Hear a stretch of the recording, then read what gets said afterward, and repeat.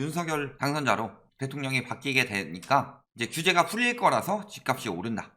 집값이 어떻게 될 것인지 굉장히 궁금하신 분들이 많을 거예요.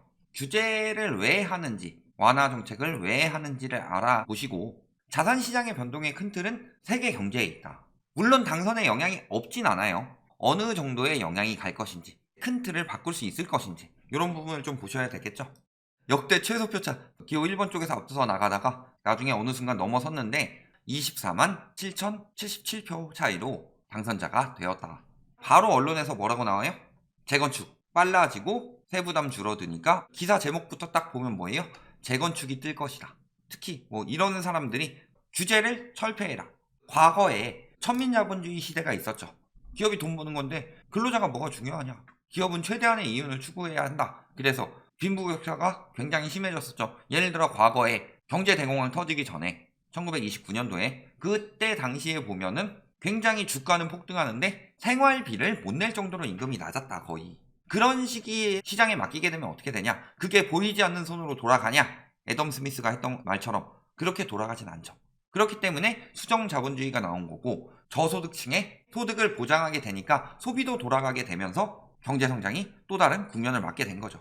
그런데 저 시장주의자들이 말이 시장주의자지 시장에 맡겨라 라고 하면서 핵심적인 부분을 간과하고 있죠. 왜냐하면 우리나라는 투기 수요가 들어오기 굉장히 좋은 제도가 많고 그렇기 때문에 정부 역할이 굉장히 중요하다.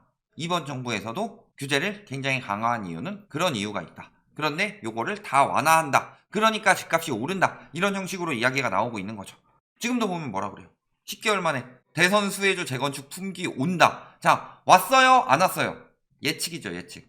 이런 식으로 나오면은 언론에서 재건축을 품귀가 오도록 조장을 하고 있는 거죠. 분명히 이재명 후보도 그랬고 윤석열 후보도 그랬고 재건축을 완화하겠다. 그런데 품귀가 오고 있었어요. 매물은 계속 늘어나고 있었죠. 그러니까 재건축이 뜨고 품귀가 올 것이니까 재건축을 올리자라는 여론을 강조하게 되는 거죠. 사실상 규제가 풀리면 그런 부분이 강화되기도 하고 주요 공약들 보면 어때요? 공급인데 핵심이 공공보다는 민간 쪽에 치중이 되어 있었죠. 그리고 용적률 상향, 규제 완화, 그 다음에 공시가격 2020년 수준으로 환원. 공시가격 낮추는 건 진짜 미친 정책이죠. 예를 들어 집값이 15억이에요. 공시가격이 10억이라서 5억의 혜택을 보고 있었다. 12억으로 올렸어요. 그래도 아직 3억만큼의 혜택을 보는 거죠. 그럼에도 불구하고 다시 이걸 낮추겠다라는 것 자체가 잘못된 이야기다. 그 다음에 LTV 상한 80%, 그 다음에 임대차법 전면 재검토, 요거는 문제될 게 없어요. 여태까지 시장주의자들이 뭐라고 그랬어요? LTV 40%라서 집값 붕괴는 없다. 이것 때문에 금융이 안정되었다. 근데 이제 와서 80% 하는 거는 풀어줘야 되는 것처럼 이야기를 하고 있는데 지금 가계부채가 한계까지 치솟은 상황에서 풀어주는 건 말이 안 되죠. 다만 지금 LTV 풀어주는 건 의미가 없는 게 DSR 규제가 올해 7월부터 3단계 강화가 될 것이기 때문에 LTV는 문제가 없다. 임대차법 같은 경우는 세입자 안정에 굉장히 도움이 되는 법이었어요.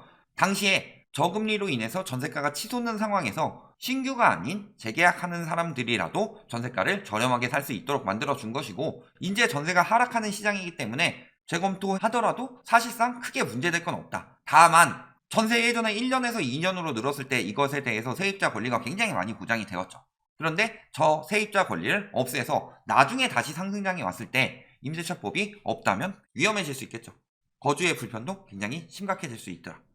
핵심적으로 공시가격 낮추는 거 이거는 말이 안 돼요. 집값이 올라간 상황에서 공시가격을 갑자기 낮추겠다. 이거는 늘 강조해오던 공정과는 거리가 먼 이야기죠. 공정가액 비율 95% 동결 뭐 요 부분이야 충분히 많이 올렸으니까. 그 다음에 세부담 상한 1주택자 세율 1주택자는 괜찮아요. 그 다음에 장기 보유 이연 납부 차등 과세 등 해서 가액으로 전환 뭐 이런 것들 있고 자 핵심은 양도세죠. 그리고 취득세다. 양도세 낮추는 거는 그래도 이유가 있다고 하니까 그렇다 칩시다. 취득세는 왜 낮춰요? 1주택 취득세율은 1%로 단일하는 거 괜찮다. 그런데 다주택자 누진세를 완화하겠다는 것은 다주택 투기 수요들의 시장 참여를 늘리겠다. 이 얘기죠? 그리고 다주택자 양도세 중과를 배제하는 것. 다주택자들이 왜 다주택자가 돼요? 4주택자라고 칩시다. 그러면 이 사람은 여기는 봄에 살고 여기는 시원한 데니까 여름에 살고 풍경이 좋으니까 가을에 살고 여기는 따뜻하니까 겨울에 살고 이렇게 4주택 하는 사람은 거의 없죠. 왜 하는 거예요? 내 집. 그리고 대부분은 전세에 놓고서 시세 차익을 기대한다. 그렇기 때문에 다주택자들이 매입을 하는 만큼 1주택에게 돌아가는 주택이 줄어들게 되죠. 임대를 내놓는다는 긍정적인 효과가 있다고 하는데 지금 전세 가격이 과거 집값보다 훨씬 더 높죠. 1주택자들이 충분히 내 집 마련할 수 있는 비중으로 늘어났다면 모를까? 주택 보급률이 30% 가까이 늘어날 동안 자가점유율은 거의 3% 정도밖에 늘어나지 않았다. 이런 것들을 보면은 다주택자들은 지금 굉장히 시장을 교란하는 존재임에도 불구하고 풀어주겠다. 이런 정책들이 나오고 있다. 결과 보면 어때요? 일단은 강남 4구 시작부터 끝까지 계속 빨간색이었죠. 나중에 슬슬 어디들이 나오기 시작했어요? 마용성. 강남 5구 해주세요 하는 동작. 목동 있는 양천. 이렇게 지지가 높은 지역들이 집값 거품이 심하고 투기 수요들이 많이 들어간 지역들이죠. 예를 들어서 노동강 같은 경우는 빨리 손절한 다음에 지금 떨어진다 이야기하고 있고 이런 지역들은 이 정책들이 집값을 만약에 떨어뜨리는 정책들이었다 라고 한다면 저렇게 높은 지지를 받을 수 있을까요? 지금 완화책 하니까 이게 집값을 올린다 라고 말하는 기사들은 그 내용이 맞는 거예요. 과거에 규제책이 집값을 올렸다라고 말하는 거에서 말을 바꾼 거죠. 그 상황에서 거짓말을 하고 있었다는 거다. 집값의 핵심은 뭐예요? 집값은 수요 공급의 논리에 따라 돌아간다. 그래서 공급 부족이니까 집값이 오른다. 이렇게 이야기를 하는데 늘 말씀드리지만 공급은 부족하지 않습니다. 건설연합 쪽에 연구소 같은 데서 조사한 결과 2017년은 공급 부족이 아니었는데 2018년부터 19년, 20년, 21년, 22년 넘어가면서 계속 공급이 과잉이었다. 이렇게 이야기를 해요. 그런데 2017년에 공급 부족이 아니었다면 지금까지도 공급 부족이 아닌 게 맞죠. 2022년에 공급이 조금 줄더라도 특히 18년, 19년, 20년에 굉장히 과잉 공급이 됐었죠. 핵심은 공급이 아니라 수요다. 왜냐면 공급은 이미 다 예정이 되어 있어요. 내년에 얼마 나올 거고 내후년에 대략 얼마 나올 거고 이 정도는 어느 정도 예상이 가죠. 하지만 이 상황에서 실수요 외에 투기 수요나 집값이 계속 오른다고 조장해서 영끌하는 공포 수요들까지 무리하게 뛰어들었기 때문에 거래량이 늘어났고 수요가 늘어났기 때문에 집값이 오른 거다. 그런데 수요가 계속 늘어날 수 있냐? 이 점을 봐야 되죠. 바젤3가 우리나라 도입이 굉장히 늦었죠. 특히 뭐가? DSR이. 막 언론에서 집 사게 하려면 DSR 완화해줘야 된다. LTV 완화해서 소용없다. DSR은 완화하면 안 되는 정책이에요. DSR이 뭐예요? 소득 대비 원리금 상환액 비중이다. 예를 들어서 한 3억 집 사는데 1억 5천 대출 받으면 막 원리금 이 정도 나오죠. 근데 집값이 막 10억으로 올랐어요. 근데 이 사람한테 3천만 원을 다 원리금으로 내라고 대출을 해주면 그 시장은 문제가 있는 시장 아니에요? 그때 문제가 가장 컸던 시장이 언제였어요? 서브프라임. 미국에서 MBS 증권 발행해서 능력이 되지 않는 사람들한테 빌려주기 시작했죠. 그랬을 때 터지고 나서 미국에서 DSR을 도입을 먼저 하죠. 그러니까 미국은 LTV가 높음에도 불구하고 우리나라보다 집값 상승률이 낮았다. 그렇기 때문에 가계부채도 급증하지 않았다. 그런데 우리나라는 막 대출해줬죠. 스트레이트 이런 데 나온 거 보면은 15억짜리 집을 사는데 12억을 대출을 받고 월 1,000만 원 이상의 이자만 갚아가면서 사는 30대도 나왔잖아요. 그런데 이게 도입이 되는 순간 아무나 들어갈 수 없게 되는 거죠. 예를 들어 10억짜리 집을 사는데 4억의 대출까지 나온다고 칩시다. 그런데 여기서 내 DSR로는 2억밖에 못 받아요. 이 사람이 DSR이 80%가 풀려서 4억 4억 해서 총 8억까지 받는다고 하더라도 2억밖에 못 받는 거예요. 부동산 시장에 들어올 수 있는 유동성이 굉장히 제한이 된다는 거죠. 그렇기 때문에 바젤3 이거는 세계적인 협약이죠. 거기서 대손충당금이라는 이야기가 왜 나오느냐? 미래 손실을 대비해야겠다는 거죠. 그렇다는 것은 DSR은 뭐냐? 미래의 손실을 대비하는 거다. LTV는 담보가치가 떨어지면은 유명무실해지지만 DSR은 담보가치가 떨어져도 그 사람의 소득은 보장이 되기 때문에 그래서 미래 손실 대비로 들어가는 게 DSR이기 때문에 폐지는 말도 안 되고 완화도 지금 굉장히 힘들어진 상황이죠. 지금 가계 부담 이게 굉장히 높아졌습니다. 기준금리 막 엄청 높을 때 이야기를 하죠. 그때 시중금리는 지금보다 훨씬 높았죠. 거의 한 7에서 8% 수준이 돼야지 집값이 떨어졌다. 그런 이야기를 하면서 지금 금리는 굉장히 낮은 수준이기 때문에 이때에 비하면 아직 집값 떨어지려면 멀었다. 이런 이야기를 하지만 총 가계 이자 금액을 보면 어때요? 당시에는 원금이 적었기 때문에 금리가 아무리 높더라도 이자가 한 53조 수준이었다.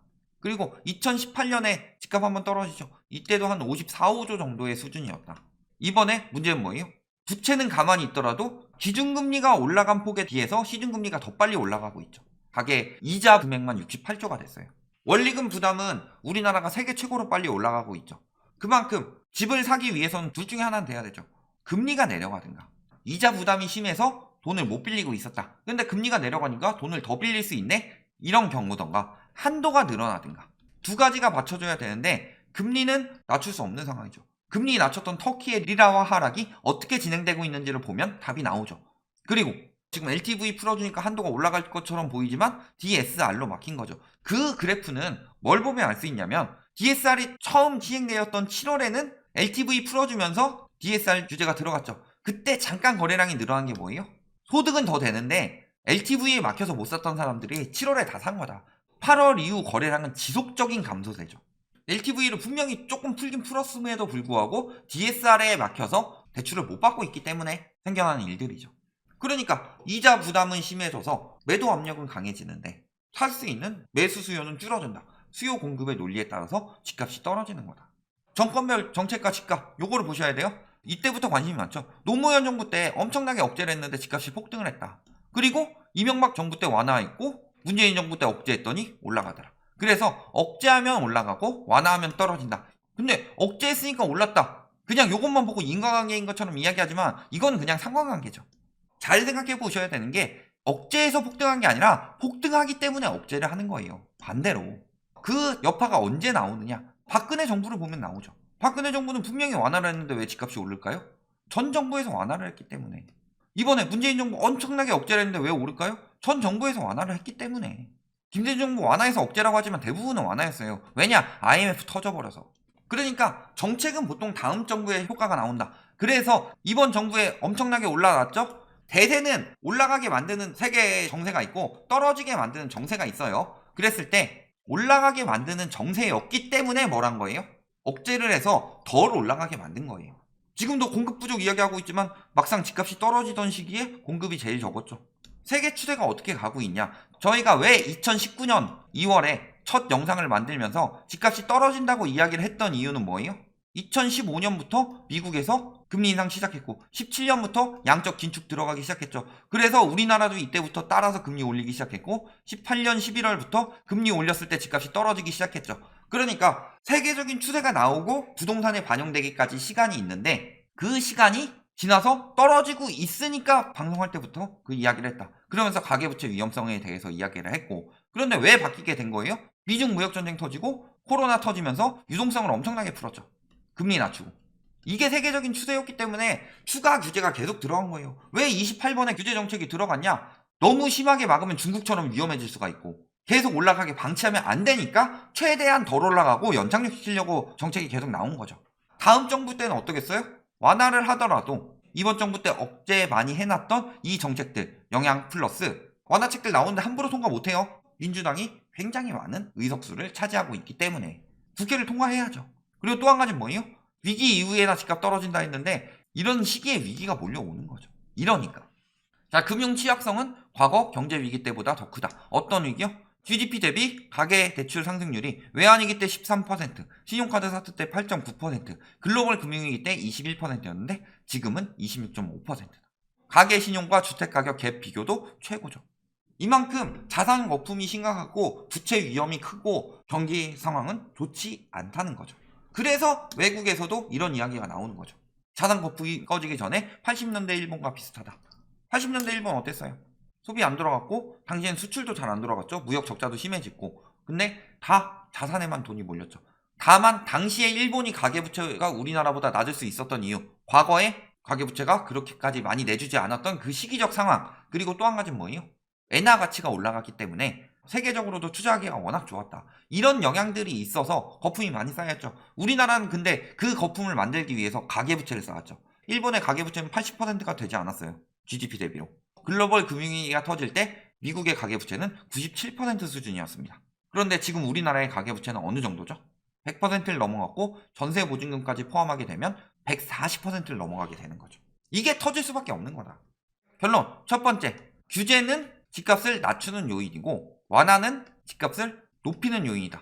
윤석열 당선자가 대통령이 됐기 때문에 완화책을 쓰니까 집값이 오르지 않겠느냐. 그런데 그 문제 이전에 세계적인 추세를 봐야 되죠. 핵심은 금리죠.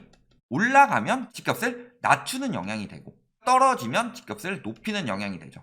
그래서 집값이 올라가고 있을 때 규제를 해서 억제 정도를 하는 거죠. 반대로 집값이 떨어지고 있을 때 완화를 해서 연착륙 정도만 하는 정도다. 물론 그걸 알고 할지는 모르겠지만 거기에 정책의 영향은 보통 언제 나온다? 다음 정부에. 왜 다음 정부에 나오느냐? 정책의 영향을 받았어요. 분양이나 이런 시장들. 그러면 공급이 언제 돼요? 원래 정권 중반쯤부터 막 정책들이 나오기 시작하죠. 그러면 보통 다음 정부에 공급이 나오게 되죠.